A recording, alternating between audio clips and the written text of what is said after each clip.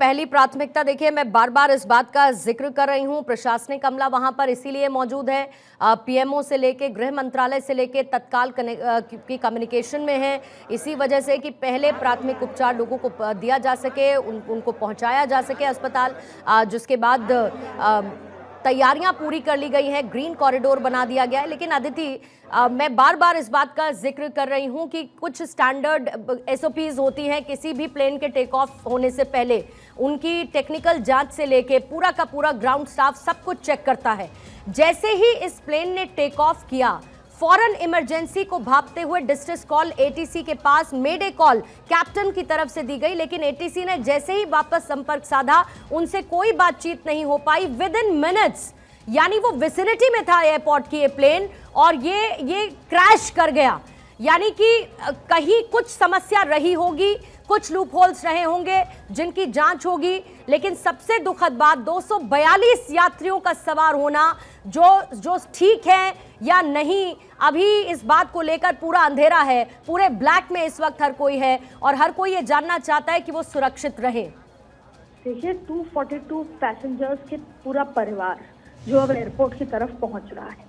दूसरी बड़ी बात है कि ये लंदन की फ्लाइट थी और जब खास तौर पे जब इंटरनेशनल फ्लाइट्स होती हैं तो उसकी एक बार नहीं, ये पूरी जांच होती है, मल्टीपल लेयरिंग जांच उसकी की जाती है। और अब ये जांच में पता चलेगा कि जो पायलट थे और पायलट को पायलट थे, किस तरह का ऐसा हुआ। आपने कहा जैसे मेडे को और एटीसी को तुरंत सिग्नल दिए गए, तमाम बातें हुई, कहीं ना कहीं कोई चूक रही और ऐसे में उसके कुछ इमिडिएटली पहले भी, उड़ान के इमिडिएटली पहले भी इसकी जांच होती है। पैसेंजर्स के बैठने के बाद भी जांच की जाती है और उसके पहले भी दुरुस्त की जाती है, 6 घंटे पहले भी प्रॉपर जांच की जाती है। तो ये लेयर ऑफ जांच होती है, उसके बावजूद भी इस तरह का हादसा।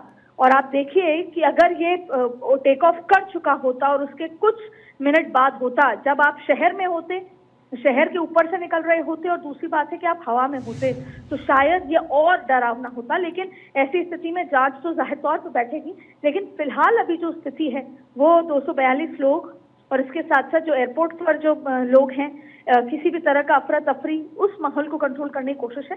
फिर स्टेप बाय स्टेप चीजें होंगी। गृह मंत्री अमित शाह और सिविल एविएशन मिनिस्टर वहां पर पहुंच रहे हैं, साथ में पुलिस कमिश्नर के साथ साथ जो खुद मुख्यमंत्री हैं वो वहां पर पहुंच रहे हैं। तो ये तमाम चीजें हैं, लेकिन फिलहाल ये फर्स्ट प्रायोरिटी है कि वहां पे हर तरह की संभव जो मदद है वो केंद्र और सरकार की तरफ से कराई जाए। अब ऐसे में फिर आगे जांच निकल कर आएगी, लेकिन सबसे ज्यादा चिंता और सबसे ज्यादा इंतजार इसी बात का है कि कोई जानमाल का खतरा, किस तरह का इंटेंस चीज अंदर हुई है, क्या हुआ है, वो इवैक्यूएशन एक सबसे महत्वपूर्ण है, जो प्रोसेस अभी अंडर हुआ। एक और कंसर्निंग पॉइंट अदिति ये है, और जितना मुझे याद आता है ये वही एयर इंडिया का ड्रीम लाइनर है जिसकी उड़ान पर पहले एक बार रोक लग चुकी है और उसके बाद एक लंबे गैप के बाद इसी एयर इंडिया के ड्रीम लाइनर ने उड़ान भरी थी, क्योंकि इसका जो मुख्य संचालन है वो Bangalore, Chennai, Dubai, Paris, Frankfurt के लिए ये अमूमन करती है और इस पर रोक लगी थी। और उसके बाद इनका जो एलिजिबिलिटी सर्टिफिकेट था उसको लेकर कुछ जांच हुई, फिर वो कंफर्म हुआ, फिर एक लंबे गैप के बाद ये दोबारा से उड़ान भर पाया था। हाँ बिल्कुल, ये इस तरह की चीजें निकल कर आ रही हैं, लेकिन क्योंकि तमाम तरीके की ऐसी बातें हैं जिस पर कोई पुष्टि नहीं कर रहा, इसलिए इस तरह के लिए कहा जा रहा है। जो ग्राउंड स्टाफ भी है तो उनसे भी इस तरह की बात निकल कर आई है कि बीच में ऐसी स्थिति आई थी जब इसको बैक उस पर रख दिया गया था, लेकिन लंबे समय के बाद ये उड़ान भर रहा था, तो इसकी जो तकनीकी जांच थी वो और गहरी और बेहतर तरीके से की गई थी। लेकिन उसके बावजूद भी इस तरह का हादसा हुआ, तो पूरा असल मसला क्या है उसको एक बेहतर और जांच के साथ पता लगेगा। सभी लोग आ गए थे, फायर फाइटर वगैरह स्थल पे हाजिर है, लोगों को बचाने की और रेस्क्यू करने की कार्रवाई जारी है। ऑलमोस्ट 70 से 80% एरिया हमने क्लीन कर लिया, बाकी आने समय में हम लोग क्लियर कर लेंगे। मैं सभी मीडिया के मित्रों से रिक्वेस्ट करता हूं, सभी हमसे सहयोग करें, जितनी पुलिस और उसके अलावा जितनी भी agency, army, BSF, CISF, corporation, collector office के सभी स्टाफ, सभी यहाँ काम में लगे हुए हैं। प्लीज़ हमसे सहयोग करिए और थोड़ी सी हमारे लिए जगह बना के रखिए ताकि हम एम्बुलेंस को ग्रीन कॉरिडोर बना के हॉस्पिटल तक पहुँचा सके। Thank you.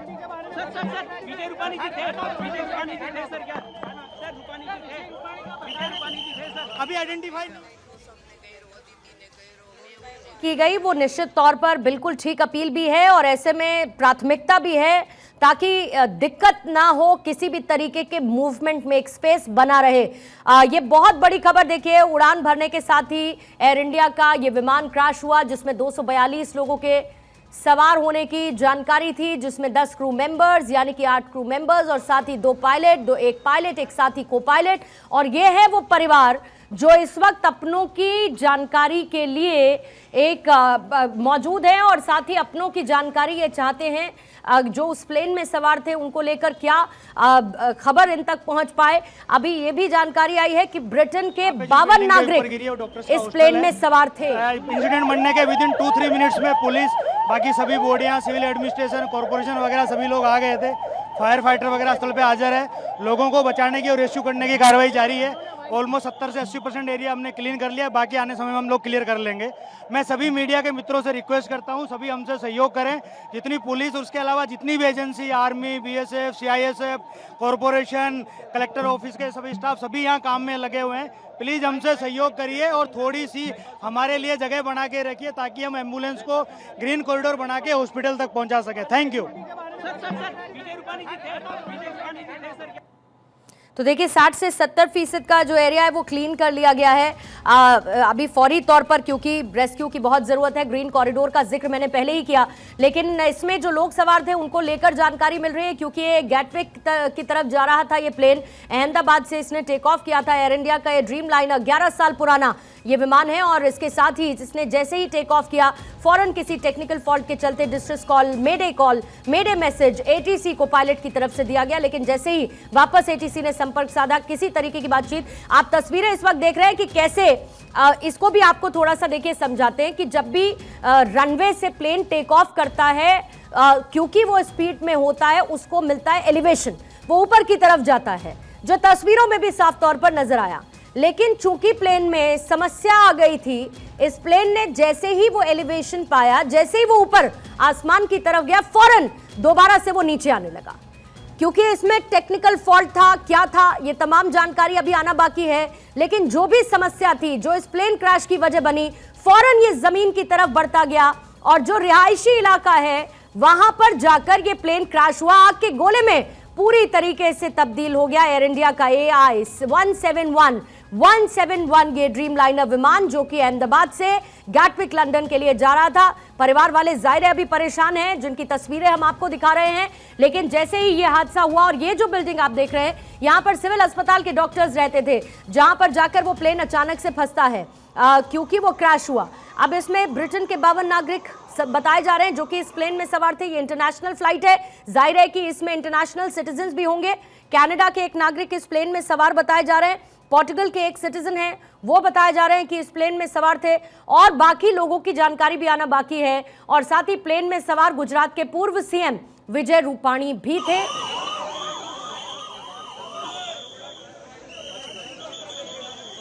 हरीश जी इस वक्त हमारे साथ जुड़े हुए हैं, वरिष्ठ पत्रकार हैं। हरीश जी, क्या अभी और आपकी तरफ से कुछ जानकारी अगर मिल पाएगी सर, क्योंकि अभी सोर्सेस बता रहे हैं 128 लोगों की मौत हुई है, लेकिन ऑफिशियल कंफर्मेशन का इंतजार अभी करना होगा।